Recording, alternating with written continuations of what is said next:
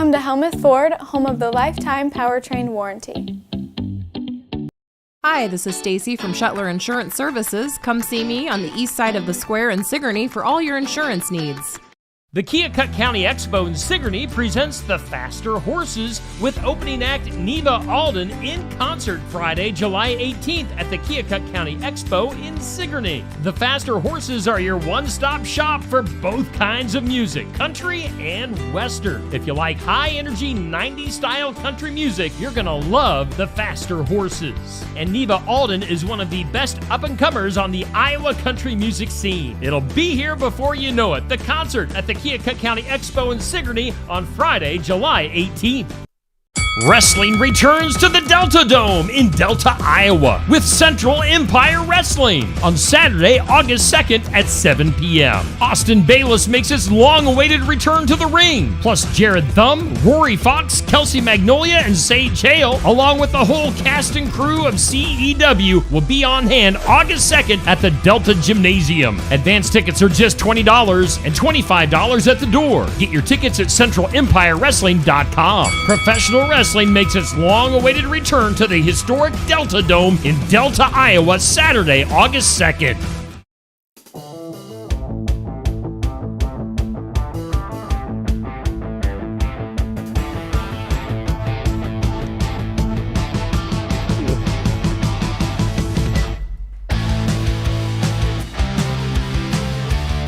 Hey, ho! Let's go! It's time for some real talk here on Steve Shuttler Media. Welcome in. We've got Pastor Aaron Fleming with us on this evening, pointing to you. He wants you to listen and watch Real Talk. That's right. But I'm having trouble figuring out how to point at the camera. Where are you, listeners? Well, wherever you are, we welcome you to another episode of Real Talk, where although the name of the show sounds like we're some sort of hard-hitting political junkies talking about, the real truth about stuff, I'm actually kind of a mild-mannered country pastor. So if you came expecting political hot topics and hot potatoes and hot buttons, you might be disappointed. But if you came looking for some answers to real questions about real life and your personal scenario sitting here in the world, you might be pleasantly surprised. Yeah. So, hey, we should mention we do thank New Life Community Church in Wellman for being our sponsor. That's where you're the pastor. I am the pastor, guilty as charged, at New Life Community Church in Wellman, where we have a new building, which is under construction. I mean, it's an old building, which is why it's under construction. I think it was built in 1900. So we're at 257 8th Avenue in downtown Wellman. And we have an entrance on 8th Avenue, and we have an entrance from the city parking lot where we encourage people to park on Sunday morning. There's just more space back there. And so we're thinking a lot about construction these days. We're in a little bit of a lull, kind of waiting while our crew finishes some other projects and waiting to get some electrical done and some HVAC done. And that just makes me think kind of like life. Like you kind of do some work, you change some things in your life, and sometimes you need to pause for a breather. Indeed. Yes. Breathe it in. Breathe it in. Breathe it in. Take a little break. I coached distance runners for something like 20 years up at Mid-Prairie, and before that for a few years at a school in Indiana. And we just learned over the years, you can work really hard one day, but then you need at least one day of light recovery running after that. You got to stop and breathe sometimes. Yeah. And the strength, the new strength actually comes in the adaptation process when you're taking a breather. And so there you go. Just little advice about life. Don't feel like you got to fix everything all at once, but you can fix a few things. We're talking about Romans chapter the 12th. Chapter the 12th. And verse 2 says, "Do not conform any longer to the patterns of this world, but be transformed by the renewing of your mind." How do you like that? What, Yeah. Steve? What do we think about when we think about the patterns of this world? The patterns of this world. I don't know. Kind of like, I mean, maybe certain moral issues, like Sure. in this world, everybody's chasing a buck, trying to keep up with the Joneses. Sure. And that's a pattern of this world that's maybe kind of obvious. Yeah. Maybe some patterns of sexual ethics that do not conform very well to the scriptures. Yep. And those are not new.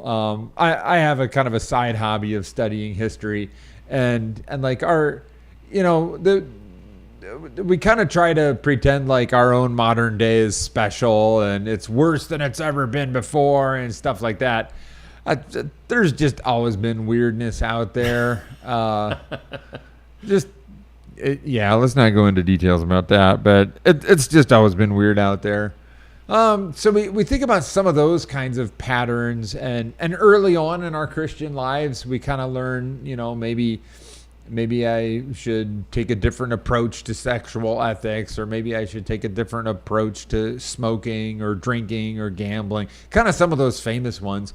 But and those are good to clean up and get out of the way. But I think the really deep work of the spiritual life happens kind of more in a place of how about just our attitude towards work? Sure. A lot of the times the pattern of the world is going to say kind of one of two things. If you have a job that makes you a lot of money, then the attitude towards work is my access to wealth and the ability to consume lots of goods and services, and my ability to take fancy vacations and drive fancy cars and date fancy women and all that kind of stuff. But the other attitude that I think probably a lot of us are more stuck with is the idea that work is something I have to do and it sucks. How many of us have said, well, I have to go to work now. Yep. And, I don't make very much, but I have to do it because I have to put food on the table, and I have to pay the rent, or I have to pay the mortgage, have to pay the car payment. And so I'll go do this miserable, agonizing, awful thing that I really don't want to do. And that is a pattern of the world, right? Yep. Did you read the Garfield comic books when you were a kid? Yeah, I would look at the daily comic strips. Yep. Yeah. Do you still read Garfield on a daily basis? I don't know. Don't get the paper. Haven't gotten the paper in a long time. Well, Garfield turns out to be a lot more funny when you're 7 or 8 years old than when you're 30. I read our library, little country library, had all those books when I was a kid. And my main point here, speaking of Garfield, is Garfield hated Mondays. Oh, yeah. That probably still hates Mondays if he's still around. And I don't even know why, because Garfield didn't have a job. But I think the idea was the whoever it was who drew that awful comic, is just tapping into this American psyche of Monday is terrible because I have to go back to work. Mm-hmm. Is that biblical? Is that a pattern of the kingdom of God or a pattern of this world? Sure. It is not a pattern of the kingdom. From the very beginning, we read in the book of Genesis, God worked. God worked. He created the universe. That was his work. And he's been at work ever since in the hearts and minds of men and women all over the world. Wherever men and women may be found, God is at work, working his purposes out. And he gave Adam and Eve work to do from the very beginning. So even before they fell into sin, there was work to do. So there's just an attitude adjustment there. So anyway, we're just kind of talking through some ideas about patterns of the world. So attitudes towards work. How about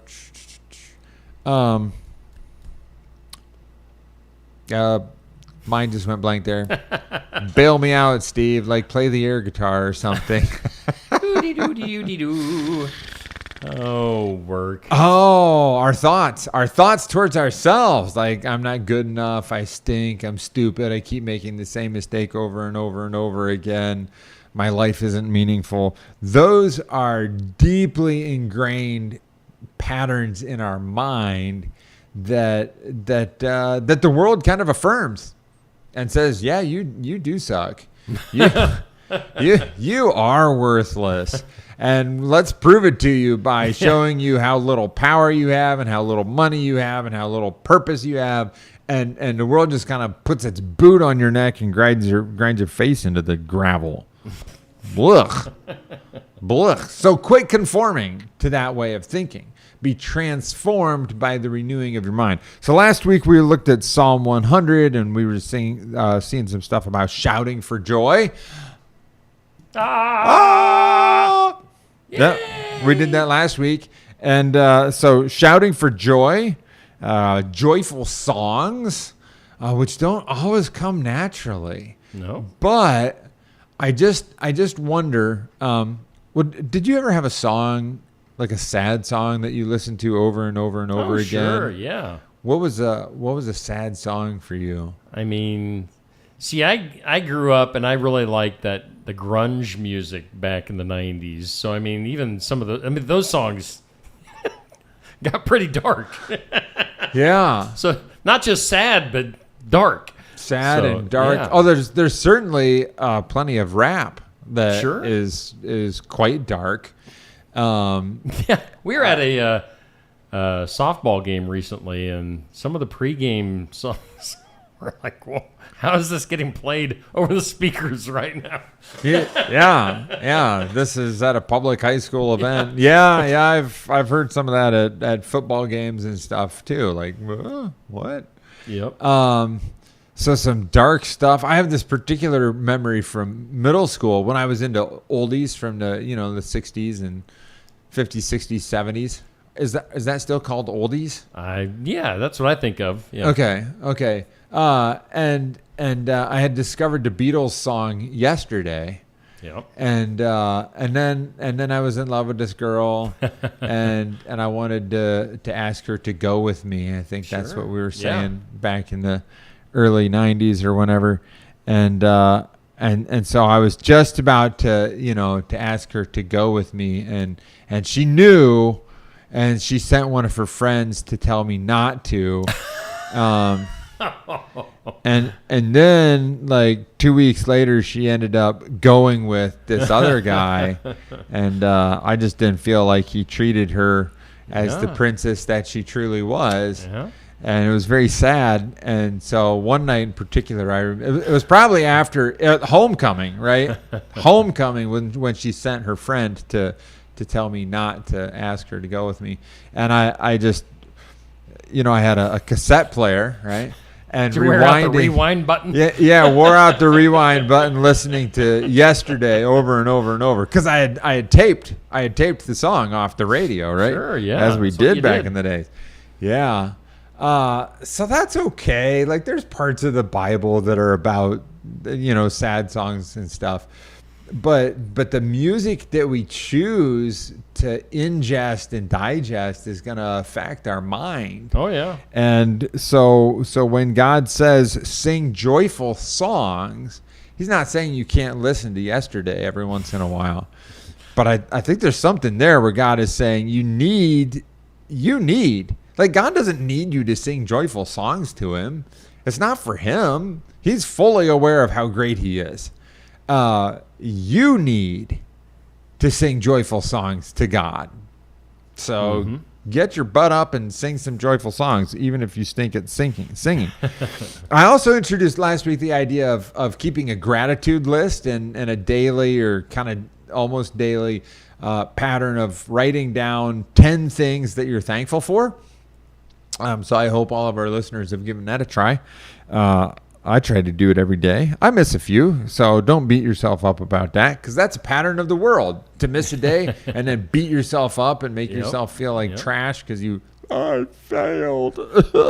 Aaron's not going to like me anymore. Oh, no. I missed my 10 times. So Psalm 100 also says, enter the gates of the temple with thanksgiving and enter his courts with praise.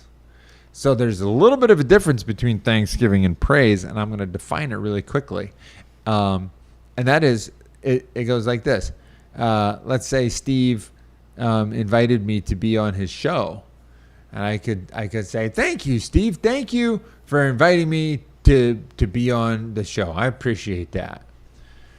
But praise goes a little deeper and speaks not so much to what the person did, but who the person is. So I could say, first of all, thank you, Steve, for inviting me to be on a show with you. It's a lot of fun. I like it and I appreciate it.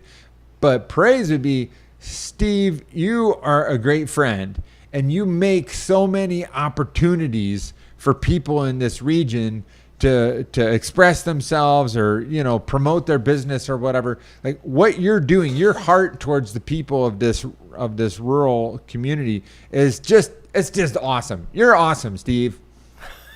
Thanks. Gonna make me get all the feels over here. All the feels over there. And in a way, let me ask the question.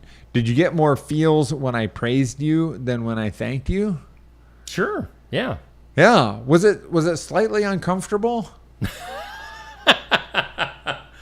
I mean, I liked it. And keep doing it. Oh, man. I suspect that most of us are really dry. Really dry when it comes not to thankfulness, but also to praise, and we don't get much praise. So I'm going to suggest to everybody, here's your tip for the day, and then we'll wrap up. Your tip is once you get into a pattern of thanking God for 10 things each day, also make a list, and since praise is a little more challenging, make it a list of 5. Praise God in 5 ways. Thank him in 10 ways. Praise him in 5 ways. And then once you get that flowing with God, I'm going to suggest that if you've got any relationship in your life that you want to make better, husband, wife, kids, boss, employees, friends, start thanking the people in your life and start praising the people in your life. And just see what happens. First of all, to your mindset towards them, and then see what happens to their mindset towards you and the world around them. So let's wrap it up there, shall we? And we'll be back next week for some more real talk. In the meantime, I want to remind everybody you are more than welcome at New Life Community Church in Wellman on Sunday morning at 10 o'clock. Where I'm kind of bringing these kind of messages every week. It's biblical, it's useful, it'll build you up, it'll bring you closer to God. We got a good worship team. We've got a fun building that's under construction, and everything's changing all the time. So it's a great flexible atmosphere. 10 o'clock. Hope we get to see you there sometime soon. Awesome. Again, we thank New Life Community Church in Wellman for being our sponsor and for being the place where Aaron preaches. So check him out. All right, that'll do it for Real Talk this week. We'll do it again next week here on Steve Shetler Media.